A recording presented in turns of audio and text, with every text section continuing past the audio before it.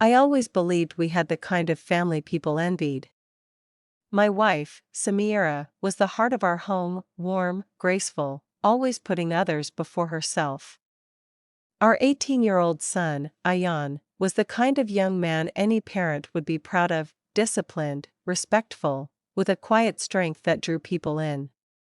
We had built a life filled with shared traditions: Friday night dinners, morning walks in the park, late night talks on the porch. It was simple, it was steady, and it felt unbreakable. Ayan was in his final year of high school, already accepted into a prestigious university. His future looked bright, and I often caught Samira smiling at him with pride, her eyes glistening with the kind of joy only a mother could know. I thought I knew what those glances meant. I thought I understood the rhythm of our lives. But sometimes, what you don't see is what changes everything. It began with little things. Ayan started spending more time in his room, claiming he was studying or just tired. He would come down for dinner late, sometimes not at all, offering a quick "not hungry" before disappearing again. I chalked it up to stress, college applications, exams, the weight of impending adulthood. We all process pressure differently, I reasoned. Samira noticed too, of course, but when I brought it up, she dismissed it with a soft chuckle. "He's growing up, love. Let him be," she'd say, her tone light but final. I didn't push. After all, she knew him best. She was always the one he turned to for advice, for comfort, for understanding. Their bond had always been stronger, or at least more visible. One Saturday evening, I found Ayan sitting alone in the backyard, staring into the distance, a cold cup of tea untouched beside him. I joined him, expecting casual conversation, maybe even a rare father-son heart-to-heart. But he barely acknowledged me. His shoulders were tense, his jaw tight, and his eyes, once so full of life, were clouded with something I couldn't place. "Ayan, everything all right?" I asked gently, careful not to press too hard. He nodded, a quick, mechanical gesture. "Yeah, just tired." That was it. No explanation, no elaboration. He stood up moments later, excused himself, and disappeared into the house. I sat there for a long time, the silence pressing against my chest like a weight. Something was wrong. I could feel it in my bones. But what could fracture a bond as strong as ours? What could shake my son so deeply? At that moment, I didn't have the answers. But I knew, whatever it was, it had already begun unraveling the life we thought was perfect. And I had no idea just how far that unraveling would go. The call came late in the evening, just as I was settling into the quiet hum of our living room. Ayan's best friend, Zion, was on the line, his voice tense, almost frantic. "Uncle, I think you should talk to Ayan. He's not himself. Something happened, and he won't tell me anything." My stomach clenched. I thanked him, trying to mask the worry that was already blooming in my chest. Moments later, I knocked on Ayan's door. No answer. I knocked again, firmer this time. "Ayan, open the door, son." After a pause, the door creaked open. He stood there, eyes bloodshot, shoulders hunched like he was carrying the weight of the world. Without a word, he turned back inside, sinking into the edge of his bed. I closed the door behind me and sat beside him, the air thick with silence. "Zion called," I began cautiously. "He's worried about you." "I am too." Ayan's lips tightened, his fingers clenched into fists on his lap. He didn't look at me, but I could see the storm raging behind his eyes. "Talk to me, Ayan. Whatever it is, we'll deal with it together." He inhaled sharply, as if preparing for something painful. "I didn't want to tell you," he murmured, voice barely above a whisper. "I didn't want to hurt you." My heart pounded. "What are you talking about?" "I saw Mom," he said, the words cracking mid-sentence. "With someone else." My breath caught. What do you mean, with someone else? Ayan finally looked at me, and in that moment, I saw not just pain, but betrayal, confusion, and anger swirling together. She was with Uncle Faison. His voice trembled. I went to the cafe near the park to surprise her. She said she was meeting friends. But she was with him. They were close. Laughing, holding hands, then, they kissed. I stared at him, unable to speak. Faison, my childhood friend, someone I trusted, someone we welcomed into our home like family. The room spun, but I forced myself to stay present. For Ayan, I didn't know what to do, he continued, tears threatening but never falling. I felt sick. I couldn't confront her. I couldn't tell you. I just shut down. I reached out, placing a hand on his shoulder, grounding us both. My mind raced, emotions colliding, rage, disbelief, sorrow, but I kept my voice steady. I'm so sorry you had to carry that alone, I said. You shouldn't have. And I promise you, from this moment forward, you won't have to. Ayan nodded faintly, eyes fixed on the floor. The weight between us was heavy, but in that moment, something shifted, a bond forged not through comfort, but through shared pain. I didn't know what the next step would be, but I knew this: betrayal had found its way into our home, and nothing would ever be the same again. Sleep eluded me that night.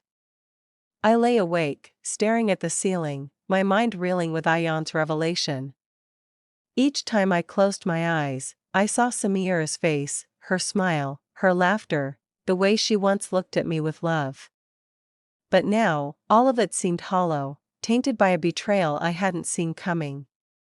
And Faison, his name alone was now a wound, a symbol of the trust he had so carelessly shattered. By morning, the weight of silence in the house was unbearable. Ayan hadn't come out of his room, and I couldn't blame him. But I couldn't let this fester. I needed answers, needed the truth from Samira's own lips. She was in the kitchen, humming softly, frying eggs as if everything was normal. The smell should have been comforting, instead, it made my stomach turn. I watched her for a moment, taking in the image of a life that now felt like a lie. Samira, I said, my voice calm but firm. She turned, surprised by my tone. Yes? We need to talk. Now. Her brow furrowed slightly. Of course. What's wrong? I motioned to the dining table. We sat across from each other, the morning light streaming through the window, illuminating the space between us like a spotlight on a stage. I know about Faison, I said, watching her face closely. For a second, her expression didn't change. Then, a flicker, a shadow of something, passed through her eyes. Her hands froze, and the air grew still. I don't know what you're talking about, she said, too quickly. Ayan saw you. At the cafe. Holding hands. Kissing. The color drained from her face. She looked down, then back at me, her voice barely a whisper. It wasn't supposed to happen like that. A cold wave washed over me. So it's true. She nodded, silent tears tracing her cheeks. It started as friendship. He was just there. You were always busy, always tired. I didn't mean for it to go this far. I clenched my fists beneath the table. You mean I was working to support this family, our future? And while I was doing that, you were seeking comfort elsewhere? I felt alone, she said, her voice cracking. I'm not excusing it. There is no excuse, I interrupted, the pain in my chest sharp and unforgiving. You didn't just betray me, you shattered Ayan. Her face crumpled, grief and guilt colliding in her expression. I never wanted to hurt him. I didn't think he'd find out. But he did. And now, we're all paying the price. The room fell silent. The truth was out, and the facade of our perfect life lay in ruins around us. I stood, the weight of betrayal anchoring every step. This isn't over, Samira. But I need time. We need time. Her tears fell freely, but I couldn't offer comfort, not now. As I walked away, I felt the fragile thread of our family unraveling, and I knew the hardest part was yet to come. The days that followed were heavy with tension. Samira and I barely spoke beyond necessity. Ayan avoided both of us, retreating further into himself. The house, once filled with laughter and warmth, now echoed with silence and regret. I could see the toll it was taking on him, his eyes, once bright with purpose, now dull, guarded. He didn't deserve this. None of it. I knew I couldn't erase the betrayal, but I could change how we lived through it. Sitting alone in the study one night, I looked at a photo of us, Samira, Ayan, and me, smiling at a picnic years ago. That moment felt like a lifetime away. My thoughts shifted to Ayan's future. He was on the brink of adulthood, about to step into the world with the scars of our mistakes etched into his heart. Then came the thought I couldn't ignore: he needed more than apologies or explanations. He needed a reset, something bold, something healing. An idea formed, one that felt radical, even shocking, but it wouldn't leave me. I picked up my phone and dialed a number I hadn't called in years. 2 weeks later, Ayan and I stood in front of a modest but well-kept house on the outskirts of town. It belonged to my late uncle, a quiet retreat that had been in our family for generations. I handed him the keys. "This is yours now," I said. He stared at me, confused. "What do you mean?" "I've signed it over. You need space. Time.